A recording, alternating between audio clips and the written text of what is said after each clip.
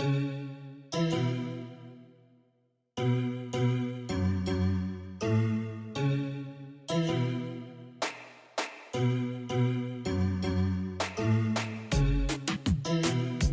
Autumn Brown, a queer science fiction writer, a mother of dragons, and a healing justice facilitator for social movements living in Minneapolis.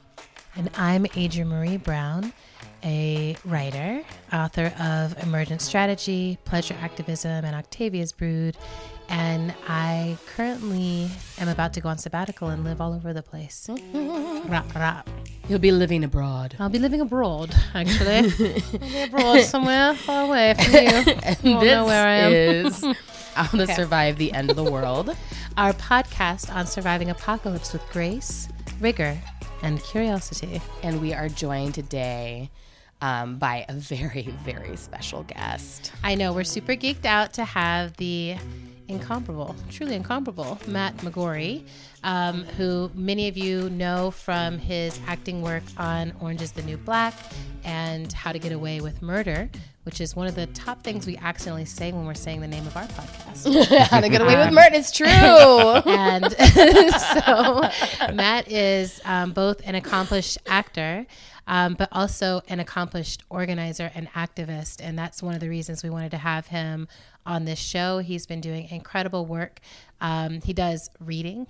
Matt McGorry Reads has an incredible list of... We are a fan of people who read. We love people who read, and especially people who read the way Matt does. He reads tons of nonfiction and translates it for Instagram, basically, and helps people understand the core concepts of it and drives them towards it. And has really been uplifting the work of Black Lives Matter organizers and activists, doing a lot of work around fat phobia, around white supremacy, around patriarchy, and has several projects of his own and works of his own that we want to have him talk about today. So, Matt, darling, welcome. Thank you. Super excited to have you here. Beautiful introduction. Thank you, darling. We love you. So you are known on the whole internet as Woke Bae. So we wanted to know what awakened you. Yeah. So this was about, I'd say 6 years ago now. I'm not great at remembering like delineations of time. So I tend to just like, Time's not even real, so it's hard. I know, to... exactly. Yeah. I pick a certain amount of time, and then when it feels like it's been 6 months, I just add another 6 months on that. So I feel like I've been saying 5.5 years for about 6 months, and so now it feels like 6 years. Perfect. Well done. Yeah, but about 6 years ago, I was asked to to be a part of an article that was about quote unquote male allies to women. But at this point in my life, all that really meant was that I had been on Orange is the New Black and was newly on How to Get Away with Murder. The way that Hollywood press machine goes, it's, that's sort of the way it works. It didn't really require anything of me to do that or to be considered that way. Unfortunately, as we all know, the bar is quite low. And so I, as part of that, I had to read a book about like women in the workplace, and although it was not necessarily the deepest and most intersectional book, it was still something that opened my eyes for the first time, because coming up to that point in my life, I had never really had any conversation around racism or gender in any deep way, deep and meaningful way. And obviously, that's a credit to the fact of my privilege, that growing up, that I could spend 28 years of my life and never having that conversation, despite, growing up in New York City and being surrounded in very sort of multiracial communities. The fact that I could sort of bypass ever having that conversation. And so that was really the kind of the first bit. And I've never liked assigned reading. I've never been a fan of school, even though I love doing my own reading. And so I remember being a little like resistant at first. And then I started reading it and started thinking, wow, this is all very new to me. And as someone who considers myself like just self-aware, I did not have a political lens for that, or at least a conscious political lens.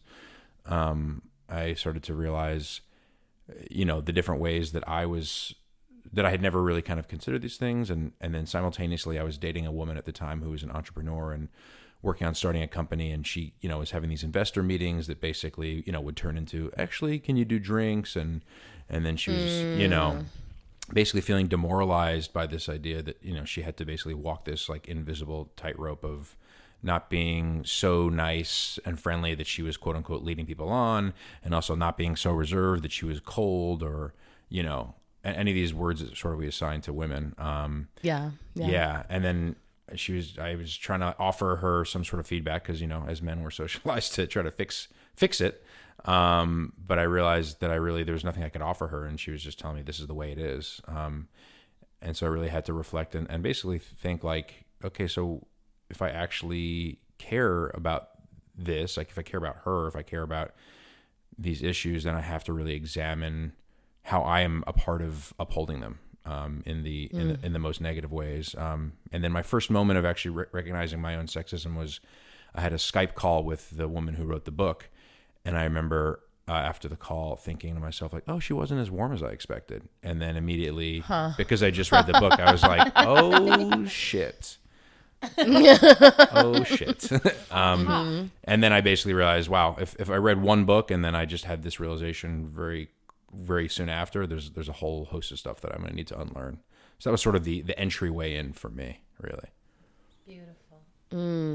I'm curious to know, Matt, how it has felt to be going through this process of politicization in the context of the work you do in the world as an actor. So you're going through this process of politicization in the public eye, where, as you were sharing in terms of like being in the two shows that you are most famous for, and the ways that people are projecting a set of identities or are projecting a political consciousness onto you that you may or may not have had before you were cast in those shows, and then going through your process of politicization in relationship to the work. It seems like a really interesting set of like conflicting expectations to be living into or living up to. And I'm just curious to know like how you've navigated that. Yeah. It is, Hollywood is pretty fucked up. As you might imagine. So we've heard that, but it's helped to have it independently confirmed. Right. This is a placebo study, a double-blind analysis, and I can concur. It's interesting because it all sort of feeds itself in the way of, even when I was talking about before, right, that we kind of have these situations where we have people who have, like myself, who at the time had no even thought of what being an ally meant, other than my quote unquote version without a conscious political lens of being a quote unquote good person, which, as we know, is heavily influenced by the societal factors, cultural factors of, patriarchy and white supremacy and all these things. And then basically what we have is the best, PR engine in the world. Like Hollywood itself is PR. 80% of the stories consumed worldwide are created in Hollywood. And, the industry that sort of upholds that and kind of these, big sort of nonprofit, reformist ways of sort of making change, quote unquote, philanthropic ways of making change, that I really kind of view as like, in some ways, an arm of the nonprofit industrial complex, really, this idea, because obviously also the stories that we're producing are how we view how change is created, which is a very hyper individualist narrative, right? Like, yeah. I say that like when I came into like feminism, that I came like a feminist Batman. I just thought, I was like, okay, I'm here, I'm ready. Hands on hips. That's right. I'm ready to fight everyone else except for my own internalized bias. Right. So it was it's been a really interesting process, and there's been a lot of layers to it. Just understanding even, and obviously we know that this is typical, when white folks, frankly, when anyone, but especially when white folks, or especially white men, when we come into the social justice scene, or if we come into the social justice scene, or in some ways, quote unquote, try to be of help. Oftentimes we're actually perpetuating sort of the same dynamics that got us to the place in the first place. So, when I first started, I thought that, activism and all this stuff was something I was going to be doing outside of myself. I didn't recognize that basically my life would be fully transformed in ways that were at time, definitely confronting and difficult, but ultimately I believe is actually the thing most closely connected to my own sort of spiritual ascendance and my own deepest sort of passion for life and sort of collective well-being.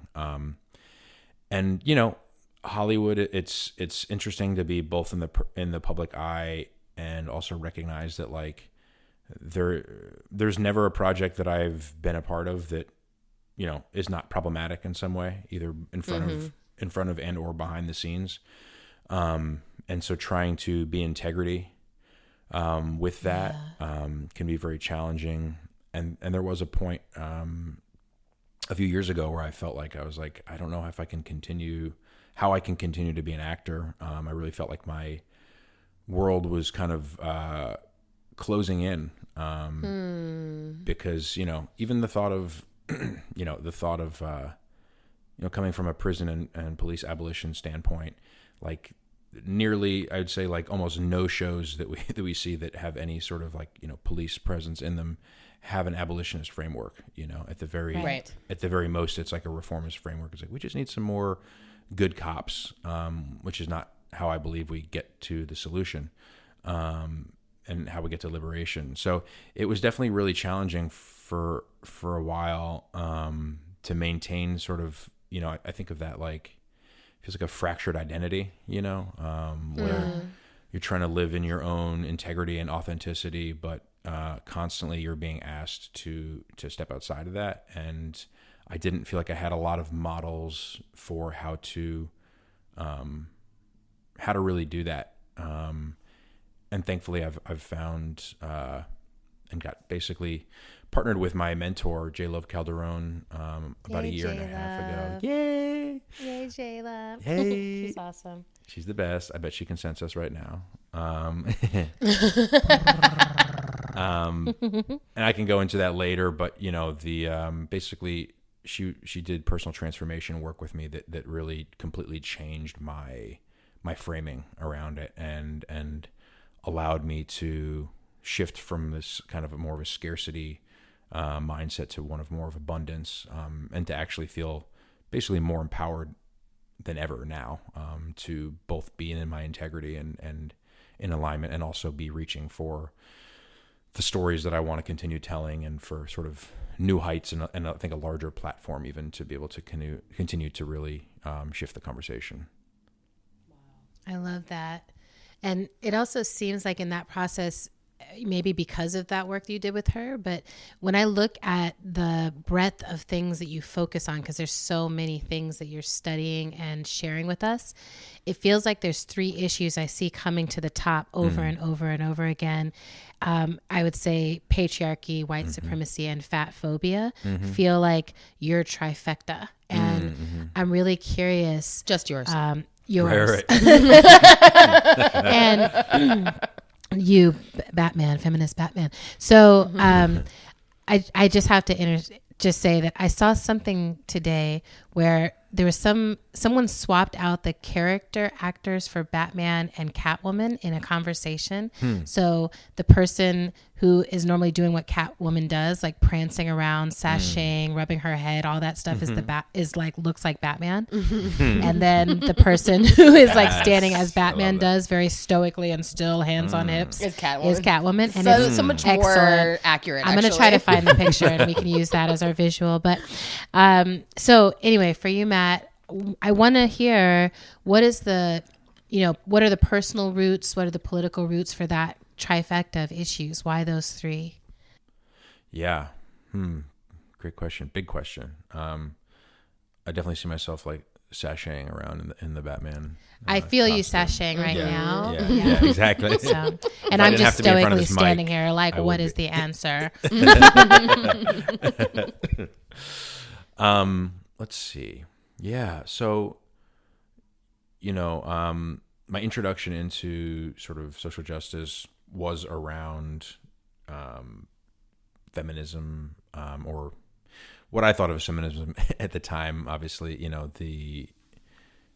our understanding of that definition, I feel like, of all the definitions, I imagine probably shift over time, which I think is a good thing. Is a sign of us learning and growing. And it's also like, for us, we think about apocalypse as a sign of stuff falling away or destroying, ending. And so it also feels like certain definitions will get us through a portal or through a door, and then they fall apart as we start to have more nuanced understandings of what's next or what's coming. So it's like, oh, this was a battering ram. Like, I feel like the first wave of feminism was like, this is a battering ram. And then you get through the portal and like, oh, hold up. This is still infused with white supremacy. Battering ram. What's the next one? But anyway, back to you. No, I love that. I appreciate that. Yeah, no, absolutely. So I think for me, it was really, that was kind of my first experience thinking about these issues, thinking about my own internalized bias, thinking about the culture at large, the different sets of expectations. And then soon after that, I had a friend of mine who was like, yo, you need to read The New Jim Crow. And that Michelle was Alexander. Yes, Awesome. Michelle Alexander. And that like blew my world open in a whole other way, where I just was like, God, I can't believe I've been living my whole life and totally unaware of this. And just thinking about like how powerful the dominant culture is, that I could literally go 28 years of my life and not have had a conversation where someone like was like, hey, do you know about this? And thinking about like, other white folks, and the fact that, really just like, we just don't have conversations about, we just don't think that race is ours to be having a conversation about, unless we're, even unconsciously reinforcing racist rhetoric by, talking about how sad it is that something, without recognizing the root causes of white supremacy. Right. So yeah, really it was, it started thinking about gender equity, and then understanding sort of the intersections, adding kind of race into that as well. I think interestingly for me, typically, I think culturally we can say on the surface that a lot of people will actively say, yeah, it's different to be a man than to be a woman. Like that makes sense to me, that there should be differences, that a lot of folks, believe that. Whereas the interesting thing with race felt like, it was just sort of that colorblind kind of, quote unquote, colorblind way of seeing it, which is like refusing to want to see any difference, which obviously is not possible. We know that everyone has unconscious bias. And so really actually beginning to think about what it means to be white, was actually something, that really started to begin to change a lot for me too. Again, a lot of white folks, when we come to racial justice work, I think we're thinking about what we can do to quote unquote help someone else. But I think a lot of times what we're not realizing is actually investigating what it means to be white, which a lot of white people, when you say that, they're like, it's, I don't know, just normal. And obviously, Right. that is upholding whiteness as the norm. Right. And so we're missing out on all that. So there was, there began with really sort of this conscious exploration and around sort of what felt like a more explicitly political kind of lens. And then understanding that actually like patriarchy and whiteness affected all areas of my life, even when I'm not having conversations about politics, right? It affects how I move through the world. It affects my ideology about, who I am and the story that I make up about who I am. I was a personal trainer for 10 years. I competed in powerlifting, a nationally ranked level. I did a bodybuilding show and won that. And I was really, I had these ideology, and I never would have at that point in my life, I never would have said, men shouldn't cry, or there were never any things that explicitly that I thought that I was perpetuating. My parents, for being a couple of white folks, were still quite kind of open-minded, and from a young age told me it'd be okay if I was gay. So even despite growing up in a household where there was a lot of quote unquote acceptance, I still hadn't realized how much I had internalized these ideologies, where basically, a lot of I believe my powerlifting career and all that came from this idea that like I had to make things as hard as possible on myself. Like my value came from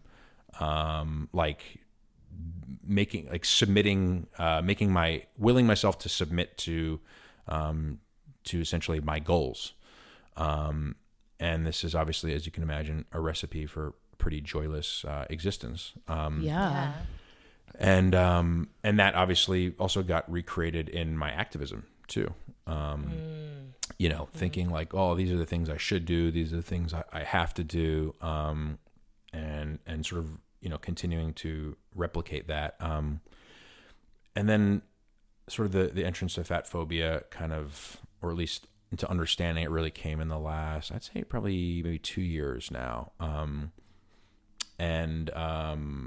But obviously it's been something that I've been dealing with and thinking about my entire life. From a very young age, I remember, being bullied and I think having very formative, like traumatic experiences at sort of those intersections of fat phobia and patriarchy, as a soft, chubby, young teenager, preteen, recognizing that this is not what I see in the movies. This is not Batman. These are not the superheroes that I see. These are not like the people that are worth being portrayed, that are worthy of like love stories. And so, I basically, when I was 14, I started working out with the trainer. And then I began to notice how people treated me very differently when my body started changing. And,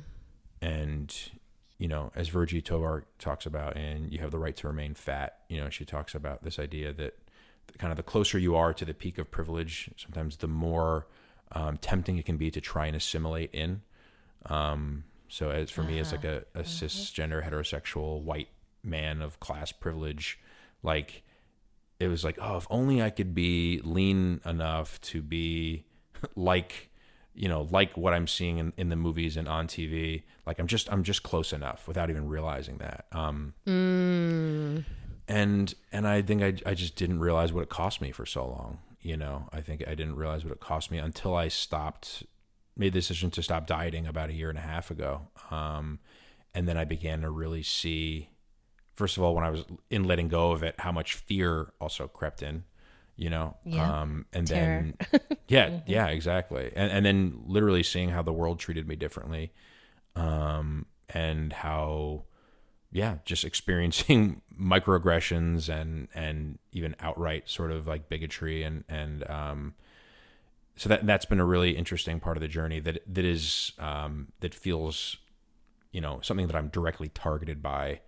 I believe obviously patriarchy and white supremacy, I do believe, harms white people and men as well, even though they're not the active targets of it.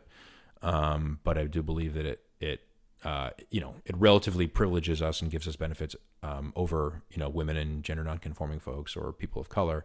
But it still does do harm to us in this system. And so this is really the first time that I'm like looking at and taking on something that directly impacts me. And I'm just so thankful for having a political analysis that has been based around, radical, Black feminist analysis and understanding these things so I can understand even differently plug it in sort of an analogy type way, where if I'm like, okay, if I'm explaining fat phobia to someone, and if someone saying some shit to me and I'm feeling triggered right now in a way that I don't usually feel the same way if someone's saying something sexist or racist, I'm going to give myself permission with this thing in order to handle it differently than I would if I was acting in the capacity purely of sort of accompliceship. Right. Yeah. That's and so right. that's kind of catches you up. I feel like I'm talking for long bouts of time, by the way. It's beautiful. Okay. Well, you're being thorough. We like that. Well, and I really appreciate the way that, the direct naming of the fact that patriarchy and white supremacy harms those who are privileged inside those systems. And one of the things that we talk about a lot in our work is how that harm happens through the process of socialization, because, men are socialized into patriarchy through violence, and white people are socialized into white supremacy also through, it's a violent process. And I'm curious, we have kind of a two-part question, I think, in relationship to what you just said. One being, I heard you say, I wasn't really aware of what it cost me until I started, transforming. And I would be curious to hear you name some of those things that you can see now were costs to yourself, spiritual costs or personal costs. And then based on the lessons you're learning through your own process of transformation and the particular context that you work in, I'm curious to know what you think or believe is on the other side of these oppressive systems as we continue to do our transformational work. Wow, that's a real two-parter. Boom, boom. Boom, boom. Just the 1-2. I think in some ways patriarchy and the damage of that to men is easier for a lot of men to name than even how white supremacy impacts white folks and how we can name that. But what I've really, essentially what I've come to in my relationships is I'm in order for me to to be in deep relationship with someone, they have to be actively unlearning and working against white supremacy and patriarchy and fat phobia. There's a constrictive nature about it that comes with all this defensiveness, that of course is defensiveness around conversations around even explicitly social justice, but just in general that comes with, as a white man, having my worldview validated, basically at all times, this idea that being able to take, even sort of feedback in that way, about anything outside of that is feels very difficult because, we're not used to having to consider basically other people's opinions and as it slots into our worldview, and because it's very easy for us to shrug something off or to say, oh, I'm going to just be the devil's advocate for a little bit and go back to living our lives where our worldview or dominant worldview is validated, and the other person goes back to their life where they're continually having to figure out how to deal with white men, to stay employed or to get employed or to survive. That's literally. Right. That's right. How to survive. Yeah, exactly. I've found that in so many of my male friendships, particularly friendships from the past, less now with the friendships that I'm intentionally forming these days, because I do tend to, I'm actively and intentionally seeking out other people who are interested in their own self-healing and exploration, and also the collective well-being as well. But there's just such a block. There's such a block there that we've normalized, so we don't. It's sort of it's interesting when I talk about fat phobia and stuff. I feel like it seems to be like there's less of a conversation about that. It seems to be almost less understood than many of these other issues, even in social justice spaces. So I find analogies very helpful, even for myself in figuring out, okay, what is the right move here? Thinking like, okay, what is the analogy that I can think of with another system of oppression that I've studied and learned about and worked to dismantle. And in that same way, it's like, when you've normalized diet culture and dieting and all these fat phobic beliefs, it doesn't feel like it costs you. It doesn't, like, obviously depending on the level with one is impacted by it. For me, it didn't feel like I was like, this is just my life. This is just how it has to be. And it's the same thing with, I think with patriarchy too, is like, you know, even the conversations around, my mind is like splintering in so many different directions. You know, like, it's a lot of ground we're asking you to cover. Right.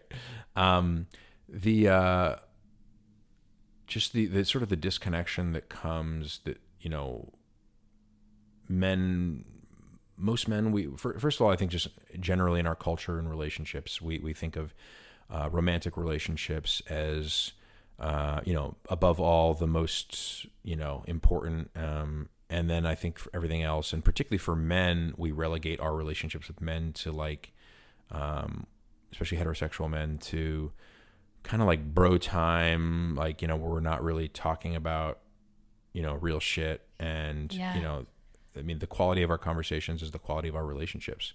And most men don't know how to really delve sort of deep into themselves, or if they do, it's, you know, we feel more comfortable maybe doing it with a woman because we expect her to do that emotional labor. But the layers of it are so deep. And it's, you know, reading, you know, Bell Hooks is probably my favorite author. You know, reading all about love, New Visions, you know, is a beautiful sort of way of reimagining what connection can be like. But it's just, and then I think with the whiteness comes this like hyper individualism, that is obviously layered in with capitalism as well.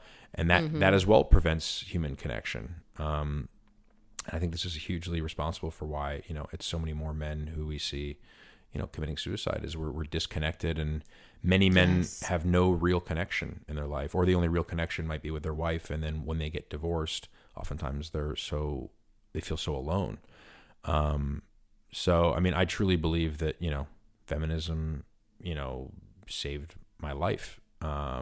Because I also glorified even the being alone at times too. I mean, this, I bring up Batman sometimes because I think that this existed as part of my own mythology for so long of like, you know, like where are the examples that we see of men who are like sensitive and caring and that are held up culturally. It doesn't really exist for the most part. Batman is like, doesn't even know how, it's like he's always cast as like completely unemotional. Like there's not even any like variation in the speaking voice. Truth.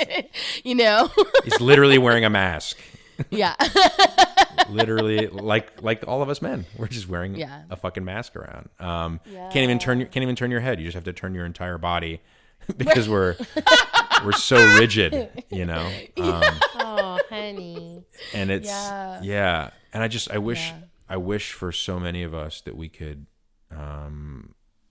really, I feel like there becomes a tipping point where it's like, when you start like getting into the work, it feels scary and you're like, oh, I understand there's some different things that are shifting for me here. But I think that there comes a tipping point, and one has to be willing to get to that place where then I think you really be able to see sort of how your life can transform when you're actually working to, even when it comes to whiteness, to make visible what is often feels so invisible to us. You know, and even this sort of avoidance of conflict, you know, that is sort of this like white Christian value that's kind of passed down and serves to uphold the status quo. I mean, I believe that being complicit with these systems is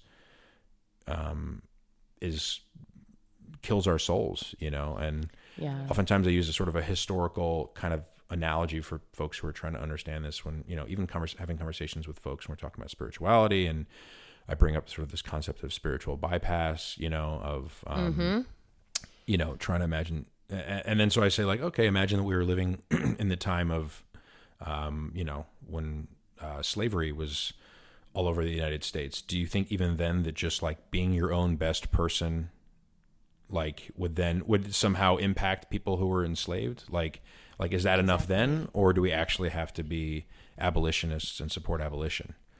Right. And it's just that we've disrupt these systems. And disrupt these systems. Yeah. We just normalize it so much that I believe that is part of how we are slowly killing ourselves, to be honest.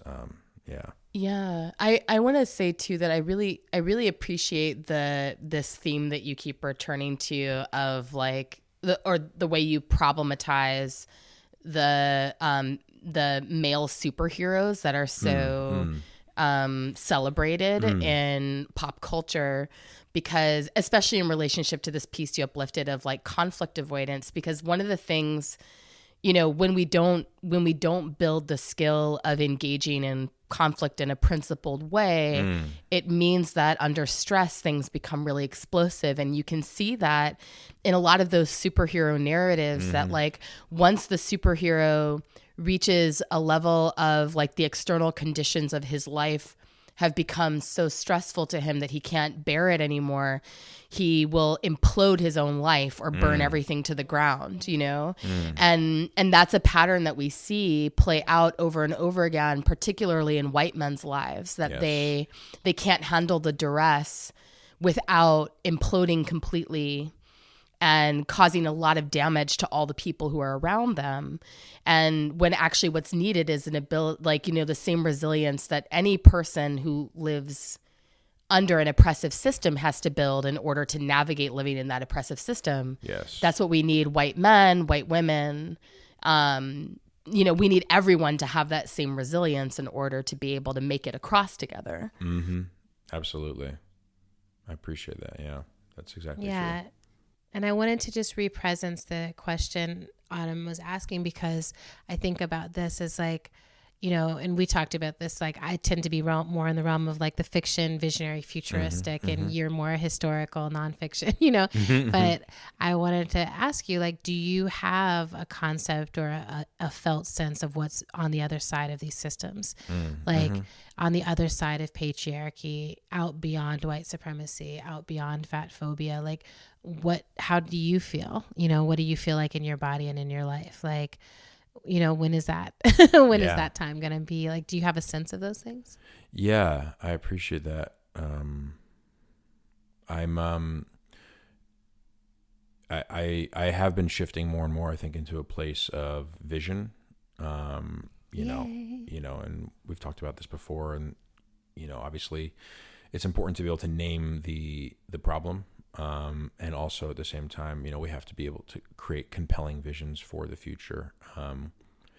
And I'm more and more interested in the process, in the idea of like creating content and culture that can actually shift those visions. Because I also recognize that a lot of the conversations that I'm having, particularly for some of my identities, is not a common conversation. And it needs to be, to create other sort of, you know, ways of being, you know, even when we talk about consent, you know, and affirmative, enthusiastic consent, like there's just really like barely any models for that, you know, in film and television. So, you know, it's like the opposite. Exactly. Yeah. And so like having to try and like understand what that meant and kind of like, you know, create that for myself and stumble around with that. I think there's such a power and possibility in the idea of illustrating what that can look like, and just and creating and normalizing that. But for me, I mean, I do feel honestly more joyful and liberated than I've ever felt. You know, as I'm sort of moving through these things, and I think for me, you know, in the last year and a half, like understanding even that. Kind of my own sort of way of being as an activist and an organizer, how that had still at times been based out of the same kind of mentality of like, you know, just like grinding and then asserting that as a positive part of my identity.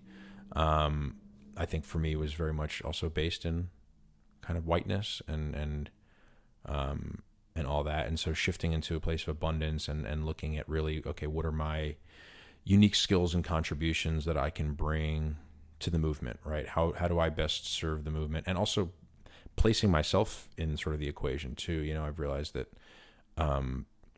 obviously there, coming into activism initially and fucking up a lot and doing it publicly and not really feeling like I had like a place to kind of go to lean on to sort of support me really in that journey. I think the way I needed it was very sort of painful, and I knew I wasn't going to stop. And yet I think what happened is also I ended up shrinking myself so much, to the extent where I was not necessarily a part of the equation, or my happiness was not necessarily a part of the equation. And that is also, of course, a result of a response to patriarchy and white supremacy and all these systems. It's my own trauma, from recognizing that I've perpetuated harm in my life, being unaware of these things for 28 years, is something that requires my active healing. And I have to be able to even name that is the case. And even now, being able to name that without, I think what even a year ago would have been the fear of, oh, I'm taking up too much space. It's not about me. It's about, it's about everyone else. And actually understanding that it is all connected.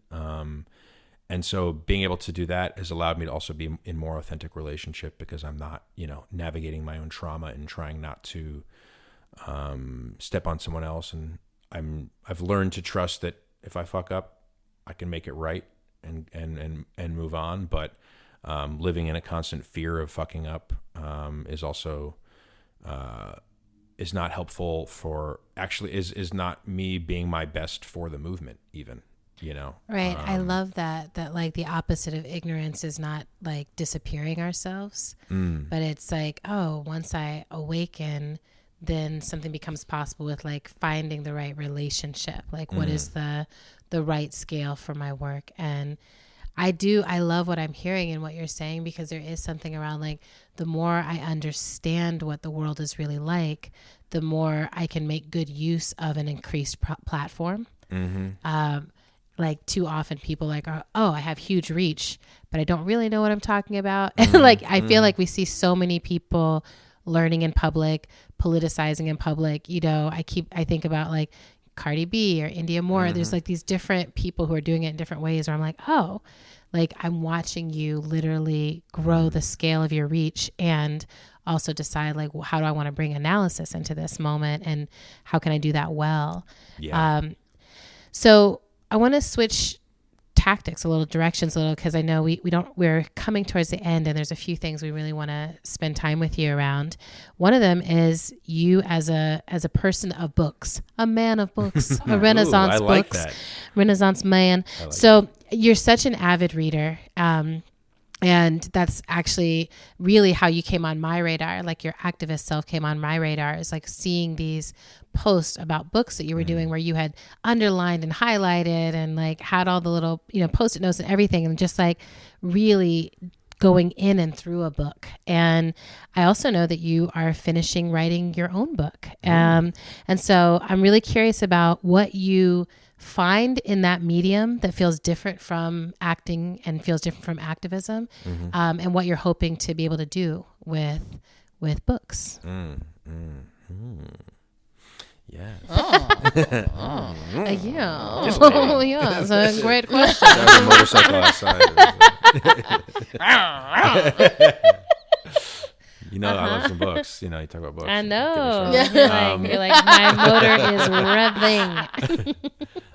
Yeah, I just, I think it was Maytha Al-Hassan, who's an amazing activist and organizer, and she mentioned this idea of a reading practice, which I liked as a different sort of framing around my reading for me too, because it really does feel like that. It does feel like a practice. It feels like something that is a central part of my own, well-being and ability to understand the world and move through it in a different, in a different way. And so it just excites me so much. I finished, like 2 books in this past week, and then I just get so excited. I'm like, oh, I get to pick 2 of the new books off my shelf.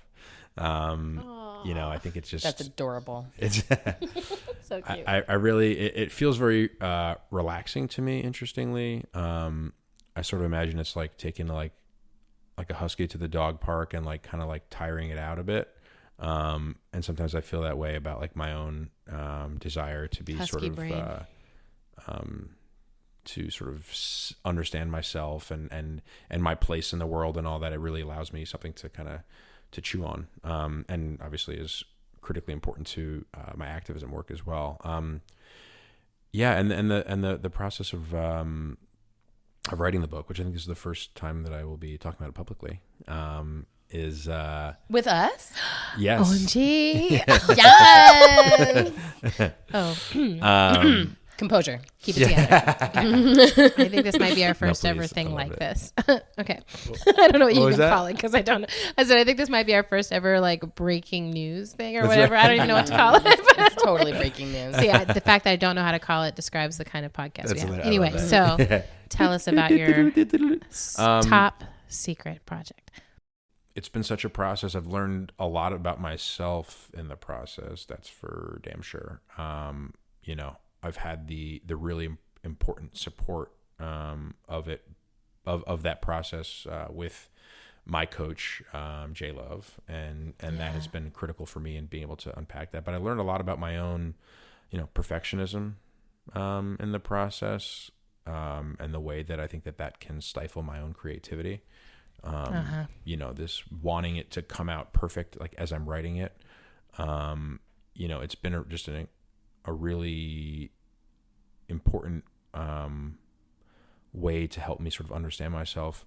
And really, you know, what I'm appreciating about it is, and understanding it, you know, is that it is an important perspective that needs to happen. And I think for so long I was so concerned about pushback, which I know will probably be there still regardless. But also understanding that, like, for me to understand when I can take up space, even, I think is critical for, I think, both me as a human being and also for supporting the movements as well. You know, I've heard this idea at one point. It's like, we don't want white anti-racists to be quote unquote declawed. You know, we still need you to have your claws. We still need you to be able to push and scratch sometimes. And so that and allowing that to kind of happen has been important. And also even talking about these things, you know, from the inside of, like, again, you know, so much of our cultural imagination comes from Hollywood. And unfortunately we are, you know, perpetuating these systems of oppression just as much, if not more, than other basically areas, you know. 90% of, you know, people who basically showrunners in Hollywood, people who like create TV shows, are white. And our president's, the president's cabinet is 86% white. So even that way, when you're like, wow, we're more white in that way than even he is. Dang. Yeah. And That's so, a really upsetting statistic. I know, it really is. Thank you, Matt. really Now is. I'm I'm sorry. curious. No, that's good.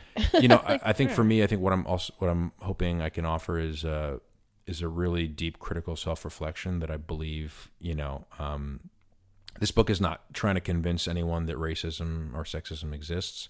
I'm starting from the place of understanding that it does, and I'm actually looking at specifically having it talk to liberal and progressive white folks, men, but folks of all different identities, because I think that there is this idea, and particularly in LA and sort of liberal spaces, of, like, you know, that somehow that we basically, that the main goal needs to be to quote unquote reach across the aisle and reach the other side, which actually is usually serves to sort of shield us from any of our own sort of self-reflection in terms of how we are perpetuating and upholding these systems.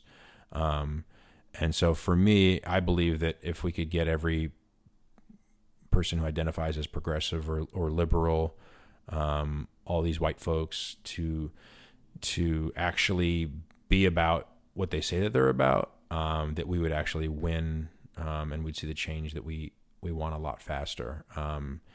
And so really kind of breaking out of that binary of like, just like, oh, I guess, are you Democrat or Republican? And it's like, right. There's a much wider spectrum than that. And then I think to really sort of like instill this idea that we have to be willing to, again, those of us who are quote unquote trying to be in service or be of quote unquote help. I don't like those words. That's why I'm putting the quotes around them, but I feel like they're oftentimes the common language around it. We have to actually be able to really willing to look deep in order to transform ourselves. And actually that is the only way that I believe that we will liberate ourselves from this need to be saviors, really, if we're coming back around to it, to superheroes is like, the savior mentality is a form of white supremacy. And it is so deeply embedded in our culture that we must break free of it if we're going to see the change that we so desperately need. And even in those of us who are perpetuating the savior mentality, our own liberation, our own humanity, and our own integrity is at stake. I'm really grateful that you took the time to talk with us, and I'm really grateful for the work that you're doing. It feels like there's so many different worlds that need to be touched and transformed, and you're really taking the responsibility, as my mentor Gracie Boggs talked about, like how you have to take responsibility for your part of transformation, and it feels like you're doing that so beautifully. And inside your sphere of influence. Exactly. Really amazing. We think you're great. We're Thank super you. glad that you're the woke bae and that you are sashaying Batman in these magical times. Sashay away all the way to that set and then lead a diversity training. That's right. That's right. With my claws. And an abolition. With your claws out. My Exactly. kitty claws claws. out. Oh, those are going to be so cute. I'm going to totally get you kitty claw gloves now. Like, all right, darling. So we're going to wrap up. Yeah. Let's Great. say. Thank you so much We're for going to that. do our little closing things. Yeah, but thank we you, adore Matt. you. Yeah, I really appreciate it. And stay put because we may ask you one more thing. Okay, here we go. Thanks for listening to our show. We're on Twitter and Instagram at End of the World PC. We're also on Facebook at End of the World Show. You can make a sustaining donation to our show by visiting our page at patreon.com/endoftheworldshow. Another incredibly helpful thing you can do to help our show sustain itself is to write us a review on Apple Podcasts. If you are an iPhone person, thank you. How to Survive the End of the World is produced and edited by the swaggy Zach Rosen. Music for today's show comes from the Swagalicious, Tunde Olanaran, and Mother Cyborg. And Matt, the little last thing we're going to ask you is, I am a fan of doing these little Easter eggs where we toss in a little bonus. I'm a fan at the too. It end. just took me a while to get on board with. We're both fans. So what I would love to ask you is, what is your favorite curse word? I mean, I think the one that I probably used the most frequently and that came up in this was fuck. I feel like growing up in New York City, some reason it feels right to me. Hey, can I get a fucking bagel here? Yeah, I need a fucking bagel. Yeah, is that how it sounds? That's how it sounds. That's actually what my accent sounded like until I entered Hollywood. And Wow, no, I'm really? kidding. No, Okay. no. I was like, please, let's bring that back. That's amazing. I'm like, wow, they really trained it out of you. That's right.